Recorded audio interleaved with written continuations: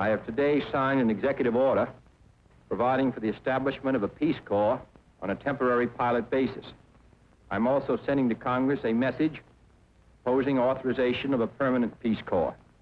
This Corps will be a pool of trained men and women sent overseas by the United States government or through private institutions and organizations to help foreign countries meet their urgent needs for skilled manpower. It will not be easy. None of the men and women will be paid a salary. They will live at the same level as the citizens of the country which they're sent to, doing the same work, eating the same food, speaking the same language. I'm hopeful that it will be a source of satisfaction to Americans and a contribution to world peace. This is the new frontier. This is the new frontier. Some to the rivers and some to the sea. Some to the soil that our fathers made free. Then on to the stars and the heavens for to see. This is the new frontier. While times have changed, the agency's mission to promote world peace and friendship has not. The three goals of the Peace Corps are as relevant today as they were in 1961. Goal 1, to help people of interested countries in meeting their need for trained men and women. Goal 2, to help promote a better understanding of Americans on the part of the peoples served. And of course, our third goal, to help promote a better understanding of other peoples on the part of Americans. Peace Corps is different than other organizations because we stay with the community. We live with them, we work with them, we eat with them, we do our laundry with everyone in the community, and we really have a very unique experience. We are not just witnesses to a country's development, we are participants. We have taught English to thousands of children and teachers. We have worked alongside farmers to improve crops. We have taught computer technology powered by solar panels in rural villages. And we have delivered HIV/AIDS prevention messages to thousands of young adults. We are on the ground, changing lives and changing history. After about 2 years of working in the finance field, I found that it wasn't very gratifying, and I thought I might as well go and do what I love while I'm still young and while I still have time and while I still had very few commitments. My primary project here is beekeeping. So I work with a small group of women to help them in technical training and to help them make contacts with people in Panama that can help them when I'm gone if they have questions about how to maximize their production or how to split a hive or various questions that come up with beekeeping. And then the second project, I work with a coffee group. We're trying to figure out right now how they can make more money from their crop. Instead of selling their coffee in cherry, actually processing it all the way through where they're toasting and grinding their coffee and then packaging it up to sell locally here in the community or to tourists.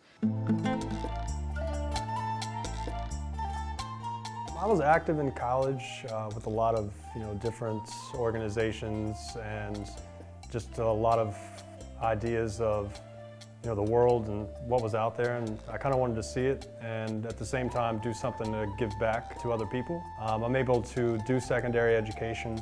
I have a lot of children who are on the edge of being very successful with the English language, and I'm trying to push those kids into opportunities for better jobs. I'm also trying to write a couple of grants in order to get some funding for my school because it needs it very badly. I'm also able to work on community development, gender equality issues as far as women in society, sanitation projects. I mean, there's just such a wide range of focus that you're able to choose from and match to whatever it is that your community needs.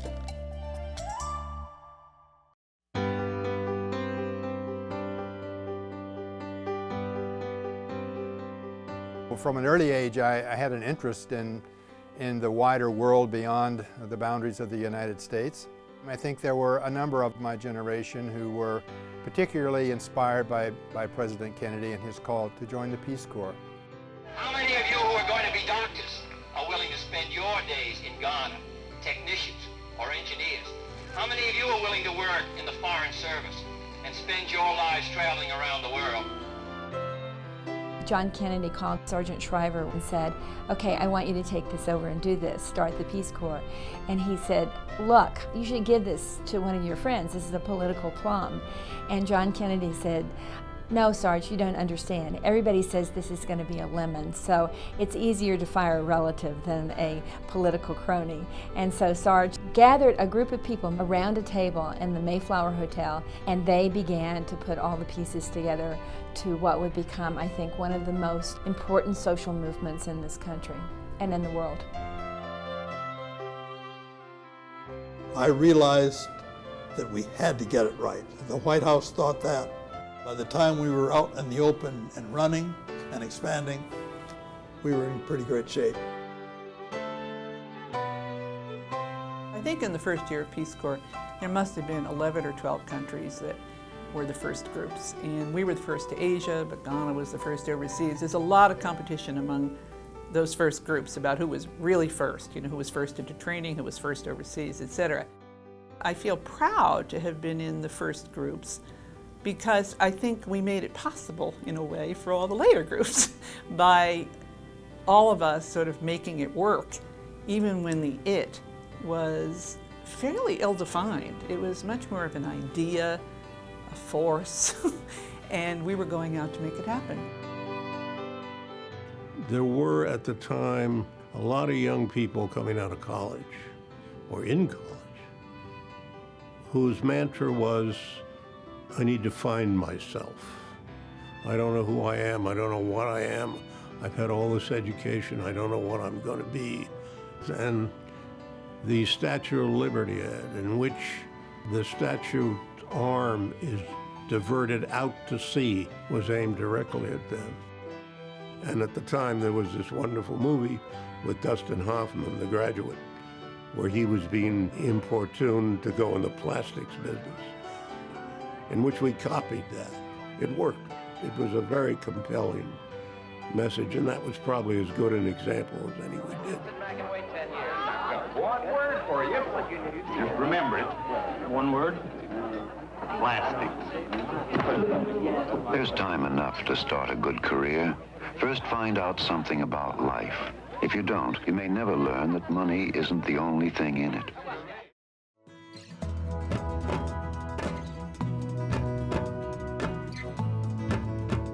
I went to the University of North Carolina in School of Journalism and Broadcasting and got a degree in broadcasting. And at the last 2 or 3 months of my time, I looked at the bulletin board and they had looking for volunteers for the educational television project in Colombia, South America. They had a little television service, but they wanted to turn it into the educational aspect. So I said, nothing ventured, nothing gained, and I sent in for it. Well, lo and behold, about 2 months later, they came back as I was graduating. They said, we would like to have you. About 3 months later, I was asked to join the about 24 individuals who were selected for training. We knew we were going to work with these teachers, develop educational programs. You had a huge videotape machine. Today, of course, everything is miniaturized. Of course, you don't walk into a television studio in the States and become a director-producer right away. You work years to do that. I became a producer-director immediately, as did a couple of the other gentlemen. Opportunities open up everywhere after your service. I think that the spirit that you carry out of the Peace Corps sort of transcends and goes throughout your life. I was the first American who had ever showed up in that part of El Salvador. So hundreds of people would at any given moment be anxious to talk with me or to hear why I was there or what was I going to do, and how long I was going to live there, and what I liked to eat. And it didn't take very long to develop a great rapport with an awful lot of people. It was very obvious right on, what did these people want? They wanted schools. They wanted roads. Peace Corps had a program. It was called the School to School program. designed to raise money from schools in the United States to help get schools constructed in villages all over the developing world. We were able to get $1,000 from a school in Peoria, Illinois, of all places, and it was for building this first school in Santa Rosa. I was able to sort of latch on to an extraordinarily charismatic figure. Francisco Landaverde is his name, or Don Chico as he's popularly known. He was quite keen to promote road construction, to promote school construction, to organize cooperatives. I would like to think that these schools and these roads and this cooperative and these agricultural projects not only opened the village of Agua Caliente, it sort of became an avenue to the entire world. We emphasized community development and community action, getting people together to do a project, clear a field or create a soccer field or a new way to get goods to market. Anything to show people that together they could accomplish things they could not accomplish alone. I went into the Boston Peace Corps office, I picked up an application, and I filled it out. To my surprise, 3 months later, I got a telephone call inviting me to serve as a volunteer. I was so excited. There were 130 people in my group, and we landed in Ghana on a bright and sunny spring day, and there were people to welcome us. There was just all kinds of color. The people in Ghana love bright colors, and it was just visually very stimulating. There was something in the air that was so different from where I came from. And we were promptly loaded onto a bus and taken off to one of the universities in the capital city where our training was going to be, and it was a kind of a dream come true in a way. I was assigned to be a teacher trainer at a training college in Ghana. You know, it was really marvelous to go into the classroom and have people, you know, greet you very politely and show great interest in what you were teaching. It motivated you to really put great effort into your work, and the students were just a pleasure to work with.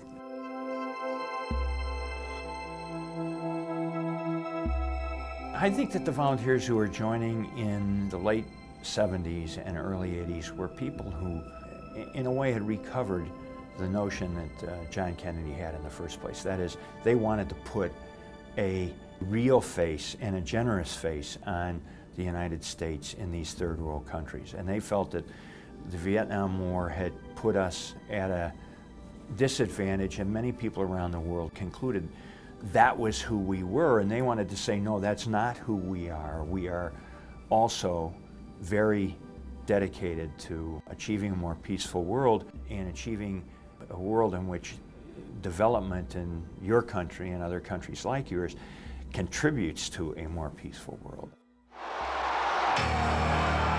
Whoever thought this would happen? Whoever thought a teacher from West Virginia would be teaching a class in Budapest? Good morning. But here I am, part of the first Peace Corps team in Eastern Europe. We're here to help Hungarian teachers learn how to teach English. It's an amazing time to be here. We were the first group on the ground in Eastern Europe that had a full-time presence. So, you know, we watched the red stars come off and the lights come on. We were there where every day you felt you were making history. You could sense it. It was palpable. It was in the air. I think as Peace Corps volunteers, we were vestiges of that change. In the 2 years I was in Poland, a lot of things changed. New industries came in, tourists came in, towns developed, and businesses grew. What they wanted was those professionals, those American volunteers coming in with different attitudes about their work and different approaches to their daily life, so that they looked at different ways of solving problems together with the Czech professionals. And that sort of collaboration, I think, was one of the best things that Peace Corps could offer.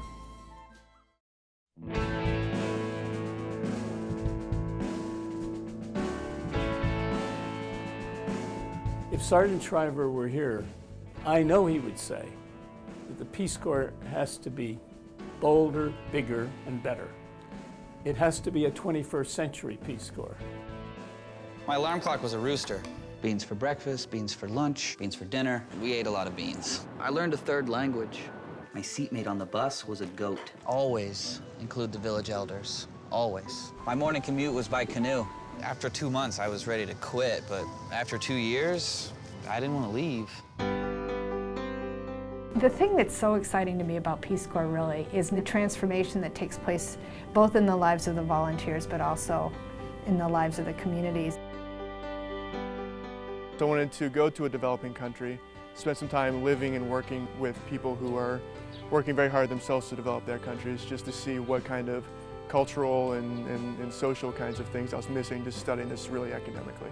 The women associated with this village group have been making colorful plastic and grass-weed baskets for generations now. And the group decided that that would be a really good tool to finance their development on the community level. On the artisan level, the women are ecstatic to have the work. They're really, really proud of the fact that they're earning money for their families, that they're earning money to feed their children, to clothe them, to send them to school, and the money's not given to them. Seeing how thankful they are for the help that I'm able to give them, and then in turn, you know, the way they've helped me, you know, assimilate into the culture here. It's been a really, really fantastic and humbling experience. Peace Corps is not individualistic. It is about working with people, partnering with people, yet at the same time, it is about helping people to help themselves. Understanding is the peace and Peace Corps, because what we're here to do is to make this exchange. Taking that time out to understand who a person is or what that person wants to become. You're building relationships. The greatest feeling you could have is not to see race and religion, but to see people, because all cultures and all people have a sense of decency. When you start to feel that, then you have arrived. You are successful because you get into a sharing mood. You start to share your experience. You start to share your feelings. You don't just talk about what excites you. You find out what excites other people. I think having Peace Corps in my resume speaks of great length about a person, about that person's ability to adapt to a new place, about that person's ability to communicate, especially cross-cultural communication. Be it, working in government or any other, walk in life. I think it informs your public service. I think Peace Corps has this impact on you that you carry with you the rest of your life. Peace Corps represents some, if not all, of the best virtues in this society. It stands for everything that America has ever stood for. It stands for everything we believe in and hope to achieve in the world. I hope this spirit will grow, that hundreds of others of young Americans and older Americans will go overseas to show our best side, to show how much we desire to live at peace. There can be no greater service to our country and no source of pride more real than to be a member of the Peace Corps of the United States.